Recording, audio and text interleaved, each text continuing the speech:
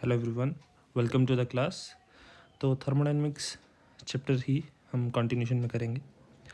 Last time हमने thermodynamic processes जो थे वो कंप्लीट कर लिए थे। Today we are going to start internal energy. तो सबसे पहले इंटरनल एनर्जी जो है उसको दो सिंबल है, यू और ई। दोनों में से किसी भी सिंबल का यूज़ करके हम इसको रिप्रेजेंट कर सकते हैं। इंटरनल एनर्जी क्या है?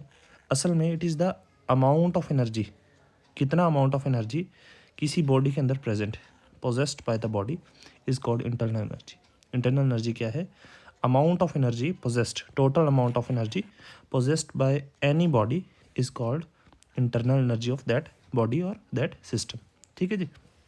किसी बॉडी के अंदर कितनी एनर्जी जो है उसको हम बोलते हैं internal energy of the body. अभी जो इंटरनल एनर्जी है इट डिपेंड्स अपॉन, जो इंटरनल एनर्जी है ये डिपेंड करती है वेरियस फैक्टर्स पे।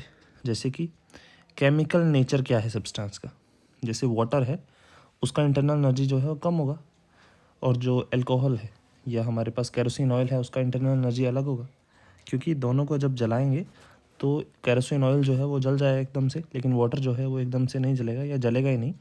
तो दैट मीन्स उसका केमिकल कंपोजिशन जो है वो भी डिसाइड करता है कि हमारे पास इंटरनल एनर्जी जो है वो कैसा होगा। उसके अलावा टेम्परेचर क्या है एंड प्रेशर क्या है ये भी डिसाइड करता है कि इंटरनल एनर्जी सिस्टम का क्या है। तो बेसिकली आपने ध्यान रखना है हमारे पास नंबर ऑफ फैक्टर्स हैं जो डिसाइड करते हैं कि हमारे पास इंटरनल एनर्जी कैसी होगी, जैसे कि chemical nature of the substance, temperature, pressure etcetera. ठीक है जी। उसके अलावा वॉल्यूम भी आप लिख सकते हैं, लेकिन ये कुछ स्पेसिफिक एग्जांपल बता दिया आपको कि ये तीन चीज़ें हो सकती हैं। उसके अलावा वॉल्यूम भी हो सकता है, जैसे स्मॉल वॉल्यूम है अगर सब्सटेंस का, अगर लेट्स से 1 kg लकड़ी लेता हूँ मैं और एक तरफ 10 kg लकड़ी लेता हूँ, तो दोनों में से जो 10 kg लकड़ी है वो ज़्यादा जलेगी, ज़्यादा देर तक चलेगी, क्योंकि उसमें क्या है, वॉल्यूम ज़्यादा है, ज़्यादा अमाउंट है, मास ज़्यादा है, तो इसका मतलब उसमें इंटरनल एनर्जी जो है वो भी ज़्यादा होगा। ठीक है जी। उसके अलावा जो इंटरनल एनर्जी है it is equal to the sum of all the energies of the constituent particles. कोई भी सब्सटेंस जो है वो कुछ स्पेसिफिक पार्टिकल से मिलके बना होगा। जो सब्सटेंस है वो कुछ स्पेसिफिक पार्टिकल से मिलके बना होगा और उन्हीं को बोला जाता है कंस्टिट्यूएंट पार्टिकल्स। बोला कि जो कंस्टिट्यूएंट पार्टिकल्स हैं उनके पास अलग अलग तरह की एनर्जी हो सकती है, और उन सभी एनर्जीज़ को हम सम अप करेंगे तो हमारे पास कौन सी एनर्जी आएगी? Internal energy. तो कंस्टिट्यूएंट पार्टिकल के पास जो अलग अलग तरह की एनर्जी हो सकती है वो कौन कौन सी है? काइनेटिक एनर्जी है, केमिकल एनर्जी है, इलेक्ट्रॉनिक एनर्जी है, वाइब्रेशनल एनर्जी है, उसके अलावा रोटेशनल एनर्जी आ सकती है। ठीक है जी। पोटेंशियल एनर्जी हो सकती है। ठीक है जी, एंड सो ऑन। तो इस तरह से हमारे पास नंबर ऑफ एनर्जीज जो है किसी भी कंस्टिट्यूएंट पार्टिकल की हो सकती है, और उन सभी को हम ऐड करेंगे तो हमारे पास आ जाएगी इंटरनल एनर्जी। अब क्योंकि बिल्कुल एग्जैक्टली ये फाइंड आउट करना कि किस पार्टिकल के पास कौन कौन सी एनर्जी जो है प्रेजेंट है और कितनी कितनी प्रेजेंट है, ये थोड़ा सा इम्पॉसिबल है। That is it is impossible to exactly calculate, बिल्कुल एग्जैक्ट हमें कैलकुलेशन अगर करनी है इंटरनल एनर्जी की, तो वो क्या है? इम्पॉसिबल है। Instead of which we determine the change in it. इसकी वजह से हम इंटरनल एनर्जी नहीं निकालते, हम क्या निकालते हैं? Change in internal energy. हम क्या निकालते हैं? Change in internal energy. और क्योंकि हम उसे चेंज, जो इंटरनल एनर्जी है उसका चेंज निकालते हैं, इसी वजह से जो इंटरनल एनर्जी है वो क्या है? एक स्टेट फंक्शन है। दैट मीन्स वो इनिशियल और फाइनल कंडीशन पर डिपेंड करेगी। ये हमने प्रीवियस लेक्चर में देखा कि स्टेट फंक्शन क्या है। अगर आपको नहीं पता तो मैं आई बटन में उसको लिंक कर दूंगा, तो आप देख लें प्रीवियस लेक्चर। उसके अलावा डिस्क्रिप्शन में प्लेलिस्ट भी है पूरे के पूरे लेक्चर्स की, तो वहाँ से भी आप देख सकते हैं। तो स्टेट फंक्शन क्या है कि हमारे पास इनिशियल और फाइनल कंडीशन में जो इंटरनल एनर्जी है वो डिपेंड करेगी, ना कि पाथ पे। तो बोलने का मतलब है कि अगर हम उसमें चेंज डिटरमाइन कर रहे हैं दैट मीन्स वो क्या है? स्टेट फंक्शन है। ठीक है। आगे हम काफ़ी प्रॉपर्टीज़ देखेंगे जिनमें हम सभी में चेंज जो है उसको डिटरमाइन करेंगे, तो वहाँ से आप आइडिया लगा सकते हैं कि वो सारे के सारे क्या है? स्टेट फंक्शन है। उसके अलावा जो इंटरनल एनर्जी है वो डिपेंड करती है क्वांटिटी ऑफ द सब्सटेंस। अभी जैसे हमने कंसीडर किया था कि 1 kg लकड़ी है हमारे पास और 10 kg लकड़ी है, तो 10 kg लकड़ी का जो इंटरनल एनर्जी होगा वो ऑब्वियसली ज़्यादा होगा। तो बेसिकली क्वांटिटी पे, अमाउंट ऑफ सब्सटेंस पे डिपेंड कर रही है इंटरनल एनर्जी। तो इसलिए इंटरनल एनर्जी क्या है? Internal energy is a extensive property. ठीक है जी, बिल्कुल सीधी सीधी बातें हैं। अगर आपने प्रीवियस लेक्चर देखा तो आपको ईजिली समझ आ रहा होगा। चलो आगे चलते हैं। नेक्स्ट है हमारे पास वर्क। वर्क को स्मॉल w से डिनोट करते हैं। बेसिकली वर्क क्या है? वर्क वो फॉर्म ऑफ एनर्जी एक्सचेंज है। वर्क क्या है? जिसका यूज़ करके हम जो है एनर्जी को एक्सचेंज करवाते हैं in between the system and surroundings. Work क्या है? इसका यूज़ करके, वर्क का यूज़ करके हम सिस्टम और सराउंडिंग के बीच में एनर्जी को एक्सचेंज करवाते हैं। वर्क का यूज़ करके हम सिस्टम और सराउंडिंग के बीच में एनर्जी जो है उसको एक्सचेंज करवाते हैं। एंड जो वर्क है वो अपेयर कहाँ होता है? It appears at the boundary of the system and surrounding. ये लाइन काफ़ी इंपॉर्टेंट है, इसको ध्यान रखें कि वर्क क्या है? वर्क का यूज़ करके हम सिस्टम और सराउंडिंग के बीच में एनर्जी को एक्सचेंज करवाते हैं, मतलब सिस्टम से सराउंडिंग में जाएगी या सराउंडिंग से सिस्टम में आएगी। उसके अलावा जो वर्क है it appears at the boundary of the system and surrounding. जो वर्क है वो कहाँ पे अपेयर होता है? सिस्टम की और सिस्टम और सराउंडिंग की बाउंड्री, उनके इन बिटवीन जो है वर्क अपेयर होता है। ठीक है जी। उसके अलावा work is said to have been done whenever the point of application of force is displaced. जहाँ पे हम फोर्स लगा रहे हैं, जहाँ पे हम फोर्स लगा रहे हैं, लेट्स से ये हमारे पास वुडन ब्लॉक है, इस पे हम फोर्स लगा रहे हैं। ठीक है जी। इसको फोर्स लगाने के बाद हमारे पास मान लेते हैं जो बॉडी है वो डिस्प्लेस होके आगे चलेगी यहाँ से। तो दैट मीन्स यहाँ पे वर्क हुआ है। वही यहाँ पे डेफिनेशन में बोला कि work is said to have been done. Work हुआ है ये हम कब बोलेंगे? जब हमारे पास whenever the point of application, जहाँ पे हम फोर्स अप्लाई कर रहे हैं, ठीक है जी, वो क्या हो गया? डिस्प्लेस हो जाए, वो हिल जाए वहाँ से। ठीक है, जैसे कि यहाँ पे फोर्स लगाई है, यहाँ पे फोर्स लगाई है, तो हमारे पास बॉडी यहाँ से उठ के यहाँ चलेगी, यहाँ से उठ के बॉडी यहाँ पे चलेगी, आगे चलेगी। ठीक है जी। तो दैट मीन्स यहाँ पे फोर्स जो है अप्लाई हुई है। उसके अलावा अगर वर्क को हम एक्सपेंशन या कंप्रेशन के पॉइंट ऑफ व्यू से देखें, वर्क को हम एक्सपेंशन या कंप्रेशन के पॉइंट ऑफ व्यू से देखें, तो work is equal to P external negative of P external delta we.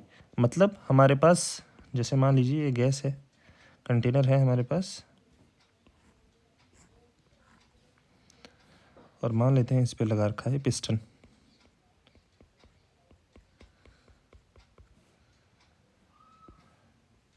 ठीक है जी, इसमें गैस है लेट्स से। अभी जो गैस है वो क्या है? प्रेशर अप्लाई कर रही है अंदर से प्रेशर पी अप्लाई कर रही है। ठीक है जी। तो प्रेशर पी अप्लाई करने की वजह से लेट्स से उसका वॉल्यूम V1 से चेंज हो जाता है V2। तो वर्क किसके बराबर हुआ? Pressure into change in volume. Change in volume that is V2 minus V1। Final volume कितना है माइनस इनिशियल कितना था? तो P डेल्टा V। और अगर हम मान लेते हैं कि यहाँ पे जो चेंज है, ये कंप्रेशन है, एक्सपेंशन है, वो काफ़ी स्लो हो रहा है, तो इंटरनल प्रेशर और एक्सटर्नल प्रेशर जो है दोनों के दोनों क्या होंगे? इंटरनल प्रेशर और एक्सटर्नल प्रेशर दोनों के दोनों क्या होंगे? इक्वल होंगे। तो यहाँ पे लिख दिया इसलिए P एक्सटर्नल। और इसको जब हम नेगेटिव लगा के रखेंगे, तो ये साइन कन्वेंशन को फॉलो करता है, इसलिए यहाँ पे नेगेटिव जो है वो भी लगा रखा है। साइन कन्वेंशन क्या है? ये यहाँ पे हम देखेंगे, ये 2 पॉइंट है। ठीक है, यहाँ तक होपफुली आपको क्लियर होगा। अभी देखिए नेक्स्ट है work is in a isothermal reversible change. अगर हमारे पास आइसोथर्मल मतलब सेम टेम्परेचर पे, और रिवर्सिबल चेंज है, अगर हमारे पास आइसोथर्मल है और रिवर्सिबल चेंज है, तो वर्क डन किसके बराबर है? -2.303 NRT log of VF divided by VI। इसी को अभी क्योंकि P is inversely proportional to volume, ठीक है जी, तो यहाँ पे हमारे पास ये रिलेशन ऐसे भी लिखा जा सकता था, -2.303 NRT log of P initial divided by P final. ठीक है, दिस इज ऑल्सो ट्रू। ठीक है जी, ये रिलेशन आप डायरेक्टली याद रखने हैं ताकि आपको एग्जाम में अगर न्यूमेरिकल वगैरह आता है तो वहाँ पे आप यूज़ कर पाएँ इजीली। अच्छा जी, उसके अलावा लिखा है during free expansion of an ideal gas, जो हमारे पास आइडियल गैस है उसका हम फ्रीली एक्सपेंशन का मतलब है कि एक्सटर्नल प्रेशर ज़ीरो है। एक्सटर्नल प्रेशर ज़ीरो हो गया तो वर्क कितना हो गया, ज़ीरो हो गया। ठीक है जी, तो ये चीज़ भी ध्यान रखें। अभी देखिए हमारे पास है साइन कन्वेंशन। अभी साइन कन्वेंशन क्या बोलता है कि अगर हमारे पास एनर्जी जो है, एनर्जी सिस्टम की इंक्रीज़ करती है अगर, तो वहाँ पे हम लगाएंगे पॉजिटिव साइन। अगर सिस्टम की एनर्जी डिक्रीज़ करती है तो वहाँ पे हम लगाएंगे नेगेटिव साइन। ये सीधी सीधी सी बातें हैं। अगर सिस्टम की एनर्जी इंक्रीज़ करती है तो पॉजिटिव साइन लगाएंगे, अगर सिस्टम की एनर्जी डिक्रीज़ करती है वहाँ पे नेगेटिव साइन लगाएंगे। अभी देखिए, if work is taken positive, sorry, if work is done on the system, अगर सिस्टम के ऊपर वर्क किया जाए, जैसे मान लीजिए दोबारा हम वही सिचुएशन लेते हैं जहाँ पे हमारे पास गैस है,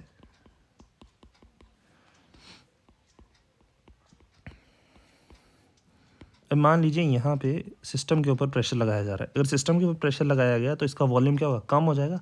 वॉल्यूम का डिक्रीज होने की वजह से हमारे पास सिस्टम क्या होगा, उसमें क्या होगा, इंटरनल प्रेशर जो है इंक्रीज होगा। इंटरनल प्रेशर इंक्रीज होगा मतलब वहाँ पे उसकी एनर्जी जो है वो बढ़ेगी, क्योंकि जब वो हम एक्सटर्नल प्रेशर रिलीज़ करेंगे, वर्क जो कर रहे हैं वो रिलीज़ करेंगे तो एकदम से क्या एक्सपेंशन होगा, क्योंकि इंटरनल प्रेशर क्या है, इंक्रीज़ कर गया है।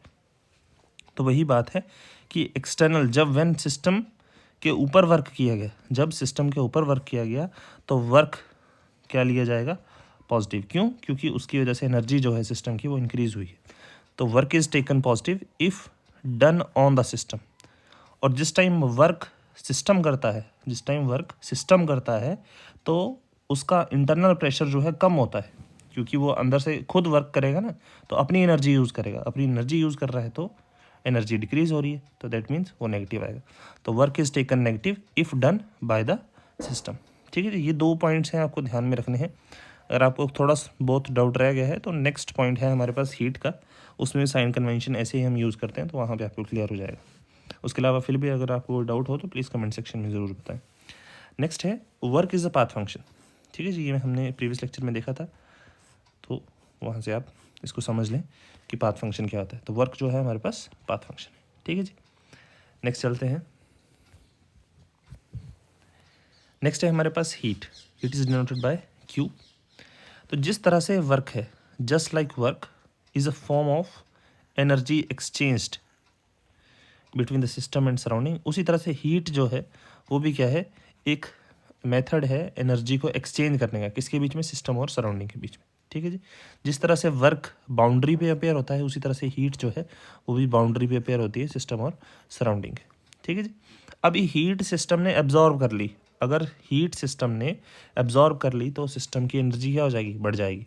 तो if absorbed by the system heat is taken as positive, plus Q लिखा जाएगा अगर हमारे पास सिस्टम जो है हीट एब्जॉर्ब करता है। If given out by the system, अगर सिस्टम जो है वो हीट को रिलीज़ कर देता है, छोड़ देता है, निकाल देता है अपने आप से, सराउंडिंग में भेज देता है, तो उसकी एनर्जी क्या हो गई, कम हो गई, तो उसको क्या लिया जाएगा, minus Q. Heat is taken negative if given out by the system. ठीक है जी, यहाँ पे डन नहीं है, if given out by the system. ठीक है जी, तो यहाँ पे आ जाएगा माइनस क्यू, यहाँ पे आ गया प्लस क्यू। वर्क की तरह ही जो हीट है that is also path function. ये हमने प्रीवियस लेक्चर में अगेन कवर किया है, तो वहाँ जाके आप देख सकते हैं। आगे चलते हैं। नेक्स्ट है हमारे पास first law of thermodynamics. Next we have first law of thermodynamics. तो देखिए सबसे पहले है कुछ डेफिनेशंस हैं, कुछ की वर्डिंग है जो आपको ध्यान में रखनी है फर्स्ट लॉ ऑफ थर्मोडाइनमिक्स के बारे में। सबसे पहले है total energy of the universe remains conserve. जो टोटल एनर्जी है पूरे के पूरे यूनिवर्स की वो क्या है, कंजर्व है, कांस्टेंट है। ठीक है, कंजर्व बोले तो कांस्टेंट। ठीक है जी, अनचेंज्ड।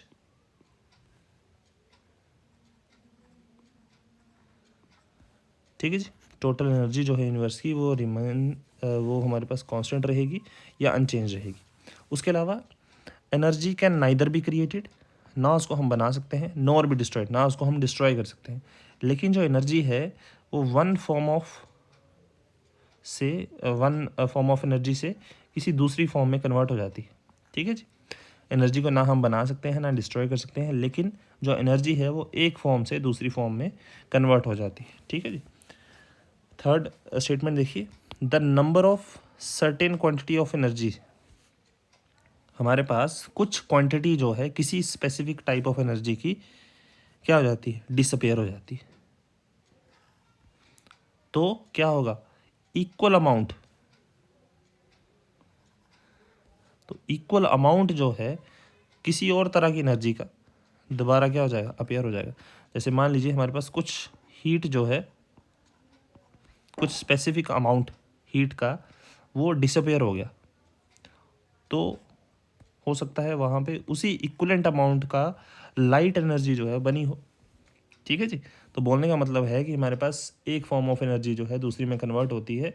अगर एक एनर्जी का कुछ स्पेसिफिक क्वांटिटी डिसअपेयर हुआ है तो दूसरी एनर्जी का कुछ स्पेसिफिक क्वांटिटी जो है अपेयर भी होगा। ठीक है जी, this is third statement. Fourth statement देखिए, it is impossible to construct a perpetual motion machine. एक परपेचुअल मोशन मतलब जो खुद काम करे।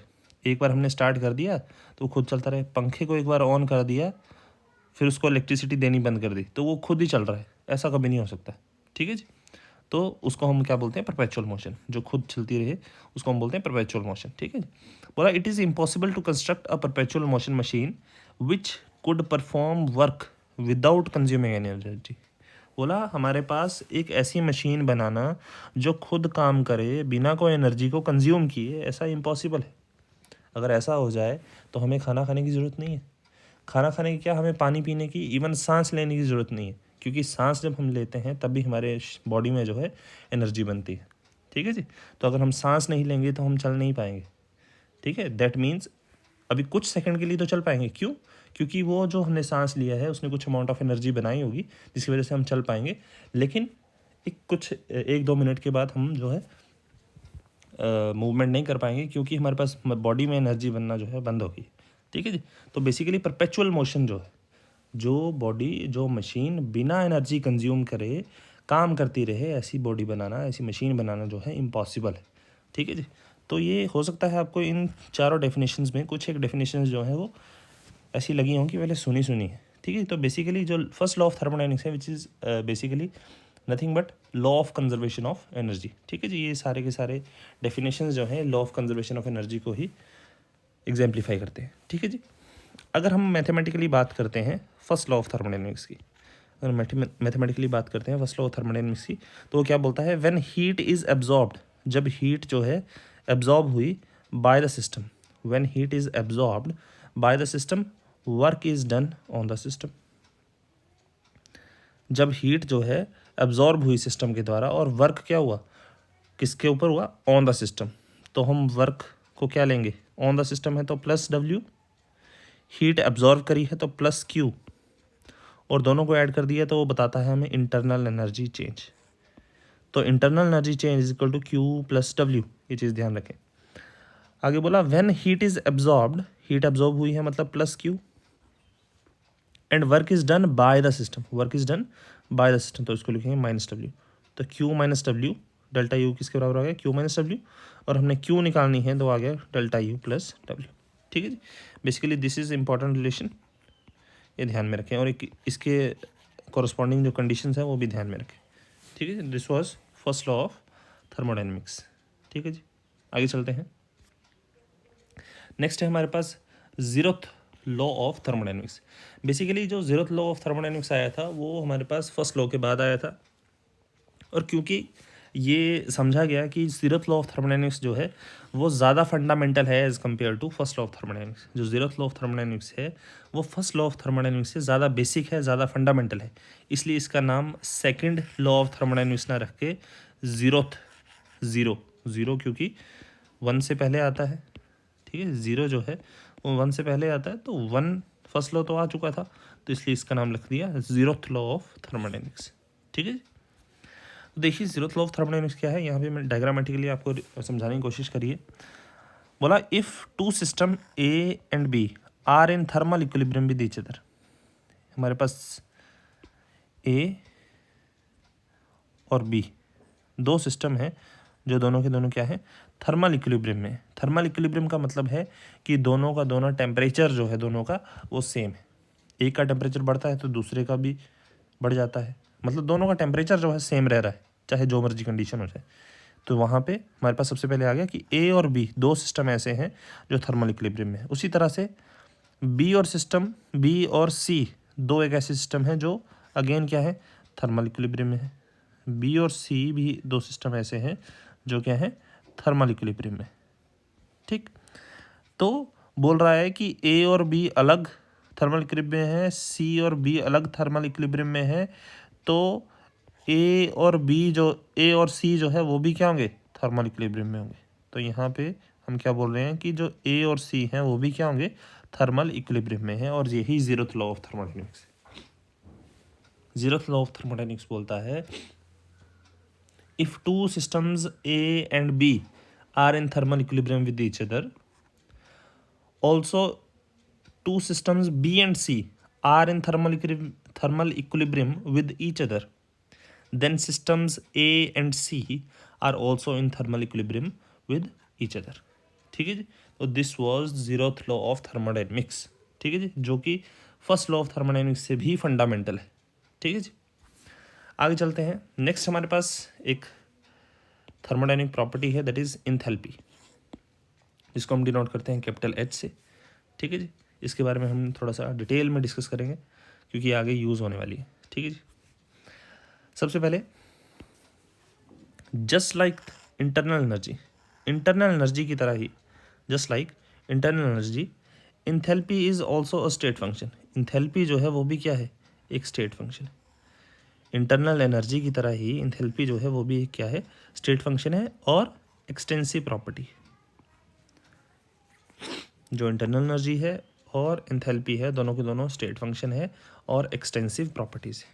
ठीक है जी, अभी इंथैल्पी देखिए किसके बराबर होती है, it is the sum of internal energy and product of pressure volume.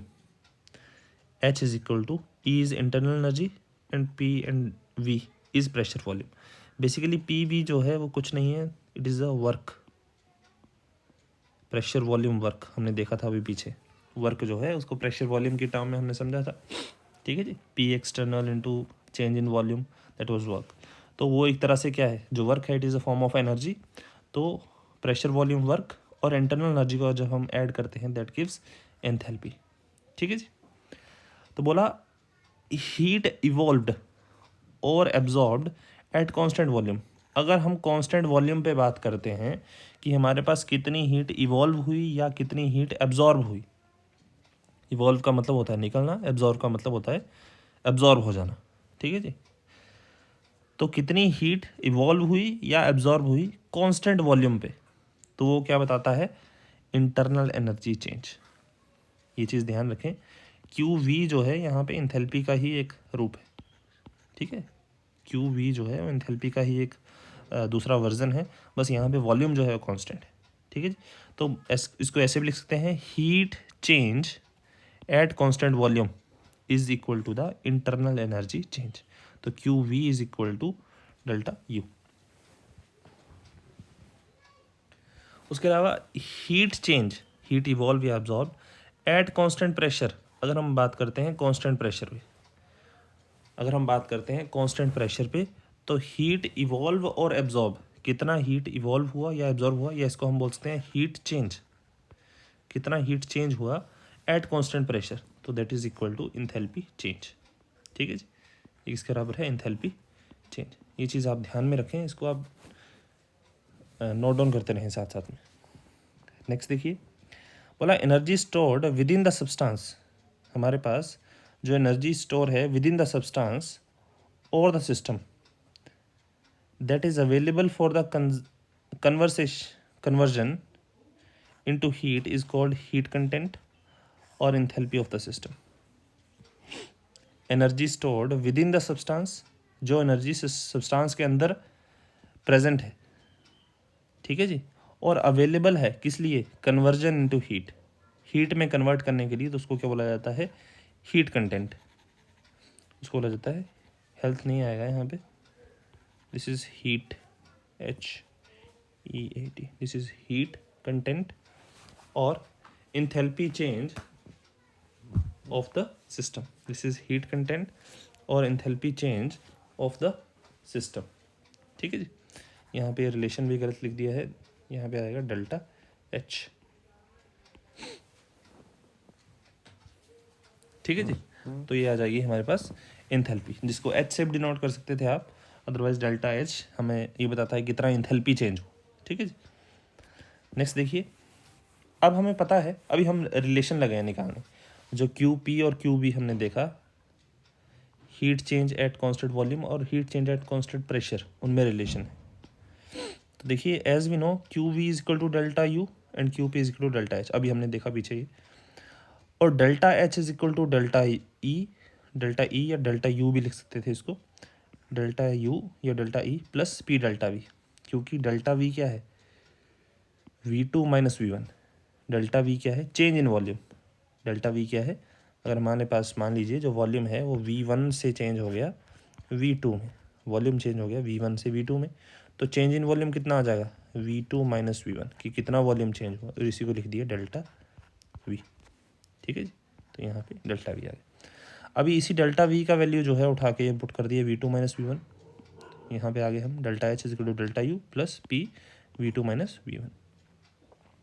अब अगर हम बात करते हैं किसी आइडियल गैस के लिए, अगर हम बात करते हैं किसी आइडियल गैस के लिए, तो PV is equal to NRT, ideal gas equation है, this is ideal gas equation, this is ideal gas equation, PV is equal to NRT। अगर मान लेते हैं पहले प्रेशर वॉल्यूम V1 था, फिर वॉल्यूम V2 हो गया, तो नंबर ऑफ मोल्स जो हैं वो भी चेंज होते हैं, एवोगैड्रोस लॉ यही बोलता है, नंबर ऑफ मोल्स जो हैं वो चेंज होंगे वॉल्यूम पे। ठीक है, तो PV1 is equal to N1RT, PV2 is equal to N2RT। तो ये PV1 की वैल्यू यहाँ पुट कर दी, PV2 की वैल्यू भी यहाँ पुट कर दी, तो हमारे पास आ गया delta H is equal to delta U plus, अभी इस इक्वेशन को देखो हम कैसे लिख सकते थे, delta H plus is equal to delta U plus PV2 minus PV1। अब यहाँ पे PV2 का वैल्यू पुट कर दिया हमने N2RT1 माइनस PV1 का वैल्यू पुट किया N1RT1, यहाँ से RT और यहाँ से भी RT हमने बाहर निकाल दिया, ये ब्रैकेट है ना, ब्रैकेट से बाहर कॉमन निकाल दिया, RT अंदर रह गया N2 माइनस N1, ये सेम रहा।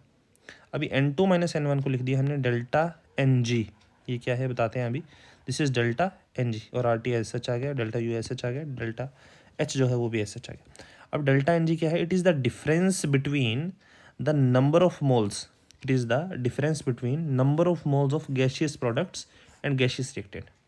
डेल्टा NG क्या है, हमारे पास गैशियस प्रोडक्ट और गैशियस रिएक्टेंट जो है, गैशियस प्रोडक्ट और गैशियस रिएक्टेंट के नंबर ऑफ मोल्स का डिफरेंस है। जैसे मान लीजिए हमारे पास एक रिएक्शन है जिसमें है H2 plus O2 forms H2, ठीक है जी, ऐसी इक्वेशन है कुछ।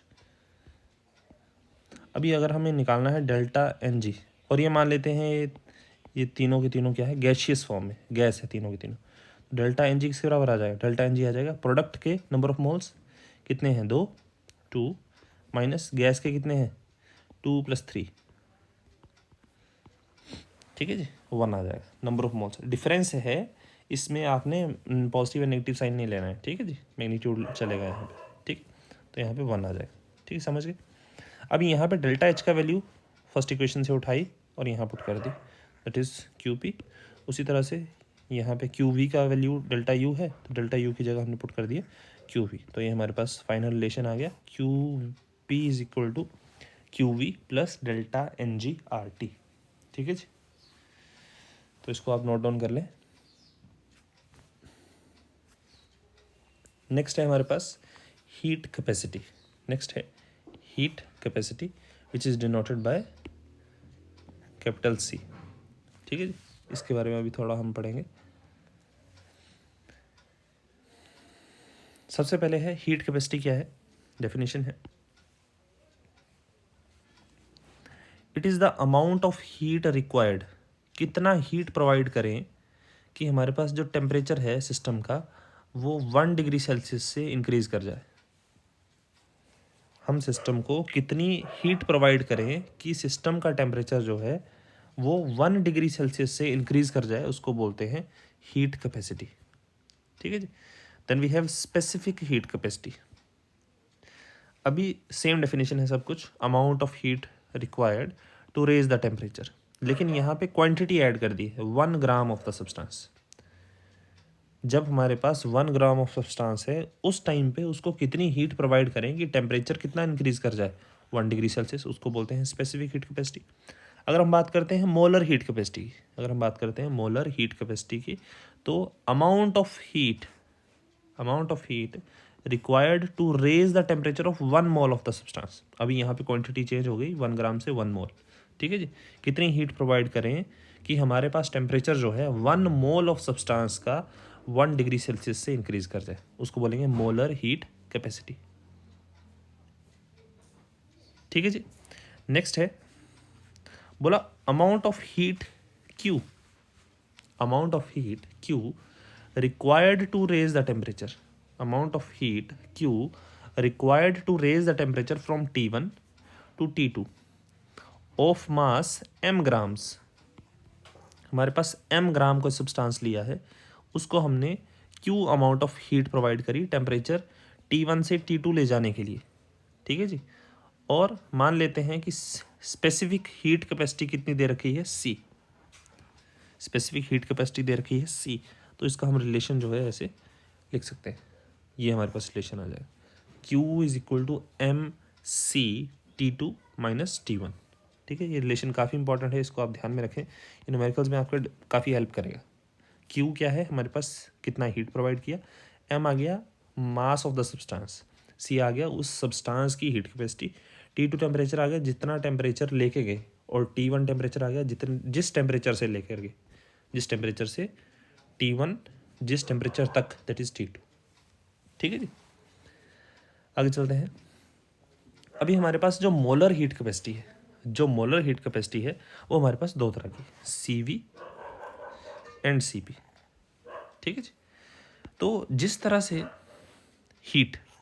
हीट जो है पाथ फंक्शन है, जिस तरह से हीट जो है वो पाथ फंक्शन है, हीट कैपेसिटी जो है वो भी एक पाथ फंक्शन है। ठीक है, तो वर्क, हीट और हीट कैपेसिटी, ये 3 क्वांटिटीज़ हो गई हमारे पास, जो कि क्या तीनों की तीनों पाथ फंक्शंस हैं। ठीक है जी, हीट भी पाथ फंक्शन है, वर्क भी पाथ फंक्शन है, और हीट कैपेसिटी जो है वो भी पाथ फंक्शन है।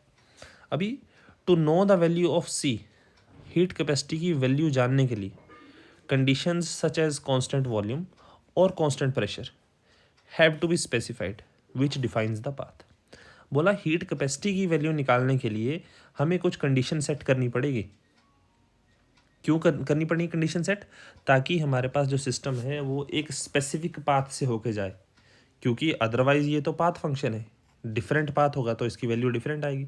तो हमने पाथ जो है स्पेसिफाई करना है, कैसे किया स्पेसिफाई, एक कंडीशन स्पेसिफाई कर दी, to know the value of heat capacity condition such as constant volume और constant pressure have to be specified which defines the path. अब कांस्टेंट टेम्परेचर क्यों नहीं करा, अगर टेम्परेचर कांस्टेंट हो गया, टेम्परेचर 1 डिग्री सेल्सियस रेज कैसे करेंगे, ठीक है, टेम्परेचर का चेंज तो चाहिए, तो इसलिए कांस्टेंट वॉल्यूम और कांस्टेंट प्रेशर पे हम हीट कैपेसिटी निकाल देंगे, ना कि कांस्टेंट टेम्परेचर पे। अभी देखिए इनको डिफ्रेंशिएट कर लेते हैं। Heat capacity keeping the volume constant is called heat capacity at constant volume.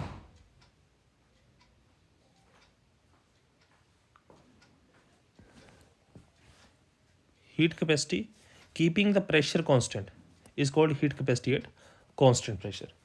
अगर CV that is heat capacity at constant volume हम निकालते हैं, that is equal to the change in internal energy. Internal energy में कितना change आया with respect to change in temperature. अगर हम internal energy में चेंज देखते हैं टेम्परेचर के विद रिस्पेक्ट टू, कि हमारे पास कुछ टेम्परेचर चेंज करने पे इंटरनल एनर्जी में कितना चेंज आ रहा है, तो वो हमें क्या बताएगा, heat capacity at constant volume.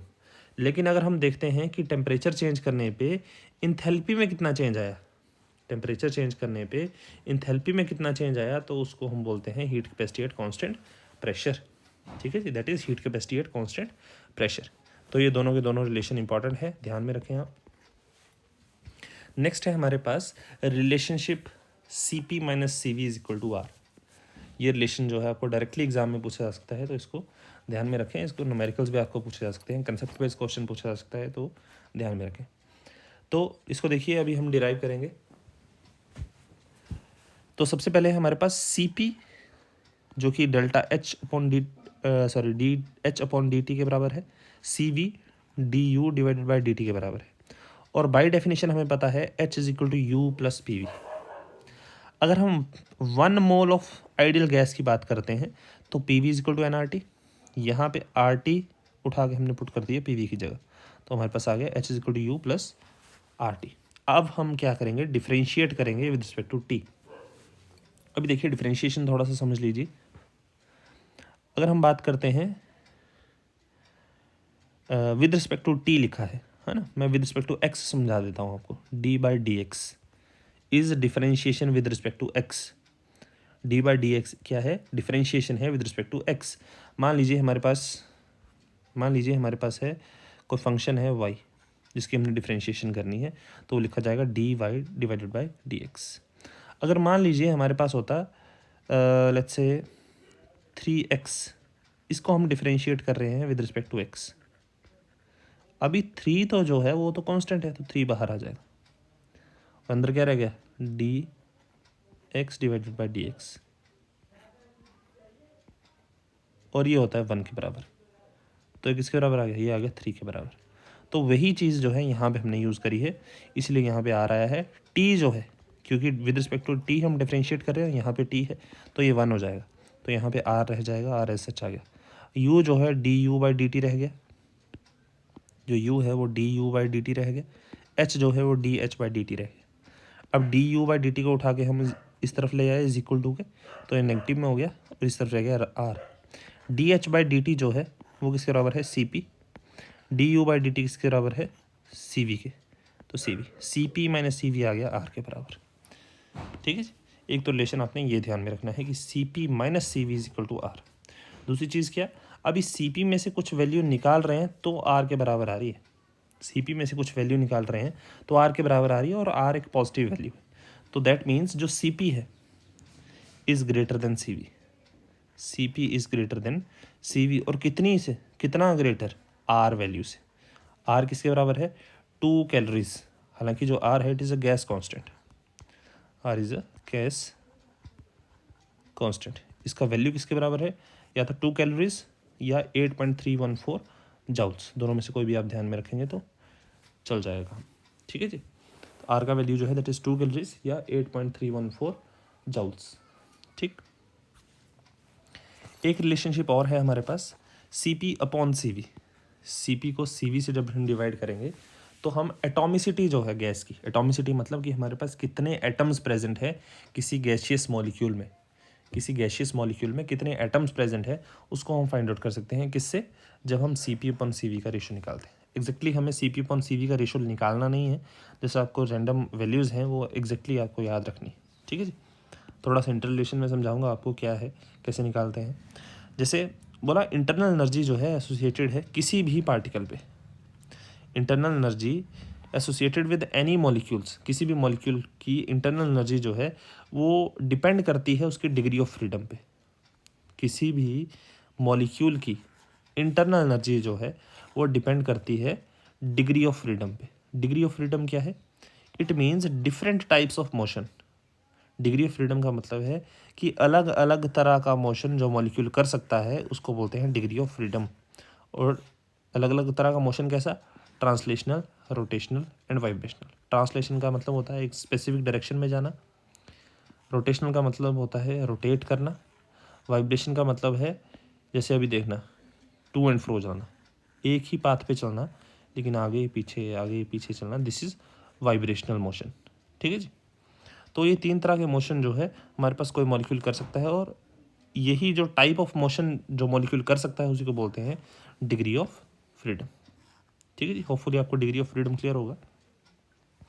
अब देखिए बोला फॉर मोनो एटॉमिक गैसेस, जो हमारे पास मोनो एटॉमिक गैसेस है जिसमें हमारे पास क्या है, सिंगल एटम है। Monoatomic gases have only transitional degree of freedom. जो मोनोटॉमिक गैसेस हैं उनमें क्या है, सिर्फ ट्रांजिशनल डिग्री ऑफ फ्रीडम। ठीक है जी, और कितना, 3, क्योंकि 3 एक्सिस ऑफ रोटेशन होती हैं, 3 एक्सिस होती हैं एक्स वाई और जेड, तो 3 डायरेक्शन में जो है ये चल सकता है। ट्रांसलेशनल मोशन जो है वो 3 डायरेक्शन में कर सकता है, तो ट्रांसलेशनल डिग्री ऑफ फ्रीडम कितना है, 3। ठीक है जी। उसके अलावा अगर हम बात करते हैं पॉली एटॉमिक मॉलिक्यूल्स की, जिसमें हमारे पास let's say n number of क्या है, एटम्स है, जिसमें हमारे पास n नंबर ऑफ एटम्स है, तो उसका डिग्री ऑफ फ्रीडम जो है वो यहाँ टेबल में दे रखा है। अगर मान लीजिए हमारे पास जो मॉलिक्यूल है पॉली एटॉमिक मॉलिक्यूल जो है वो लीनियर मॉलिक्यूल है, पॉली एटॉमिक मॉलिक्यूल जो है वो लीनियर मॉलिक्यूल है, तो ट्रांसलेशनल डिग्री ऑफ फ्रीडम कितना होगा, 3, रोटेशनल कितना होगा, 2, और ट्रांसलेशनल, रोटेशनल और वाइब्रेशनल का सम जो है वो हमेशा बराबर होता है 3n के। n क्या है, number of atoms present in the molecule. ठीक है जी, तो यहाँ पे जो 3n है वो टोटल रहेगा, तो ये ट्रांसलेशनल 3 है, रोटेशनल 2 है, तो वाइब्रेशनल कितना हो जाएगा, 3n-5, इन दोनों को प्लस किया माइनस कर दिया, 3n-5। उसी तरह से अगर हम बात करते हैं नॉन लीनियर की, अगर हम बात करते हैं नॉन लीनियर की, तो ट्रांसलेशनल 3, रोटेशनल 3 और वाइब्रेशनल आ जाएगा 3n-6। ये आपको डायरेक्टली याद करना है, इसमें ऐसा कोई लॉजिक नहीं है फिलहाल। ठीक है जी, इसको आप डायरेक्टली याद रखेंगे। उसके अलावा देखिए यहाँ है हमारे पास gamma, this is gamma. Gamma क्या है, it is the ratio of Cp to Cv, Cp upon Cv का वैल्यू है gamma. It specifies the atomicity of the gas, ये क्या स्पेसिफाई करता है, एटोमिसिटी गैस का। ठीक है जी, Cp अपॉन Cv का वैल्यू मोनोटॉमिक के लिए निकालेंगे तो अगर रेशो आती है 1.66, अगर gamma that is Cp upon Cv किसी गैस के लिए Cp अपॉन Cv का रेशो निकालते हैं और वो आता है 1.66, तो यहाँ से हमें पता चल जाएगा जो गैस है वो क्या है, मोनोएटॉमिक। अगर Cp अपॉन Cv का वैल्यू आता है 1.40, तो यहाँ से पता चलेगा वो डायएटॉमिक है। अगर आता है 1.30, तो इससे पता चलता है वो क्या है, ट्राइएटॉमिक है। तो एक चीज़ यहाँ से आप आइडिया लगा सकते हैं कि जो गामा का वैल्यू जो है, गामा का वैल्यू जो है वो कम हो रहा है जैसे जैसे क्या है, एटॉमिसिटी इंक्रीज हो रही है। जैसे जैसे नंबर ऑफ एटम इंक्रीज हो रहे हैं मॉलिक्यूल में, मोनोटॉमिक हुआ, फिर डायएटॉमिक हुआ, फिर ट्राइएटॉमिक हुआ, जितने एटम ज़्यादा होंगे उतना गामा का वैल्यू जो है कम होगा। तो gamma is inversely proportional to atomicity, gamma is inversely proportional to atomicity, ये चीज़ आप ध्यान रखें। ठीक है जी, तो लेक्चर हम यहीं तक करते हैं, इससे आगे हम जो है नेक्स्ट लेक्चर में करेंगे। तो आप यहाँ तक पढ़ें, रिवाइज करें, कुछ डाउट हो तो ज़रूर पूछें। Thank you.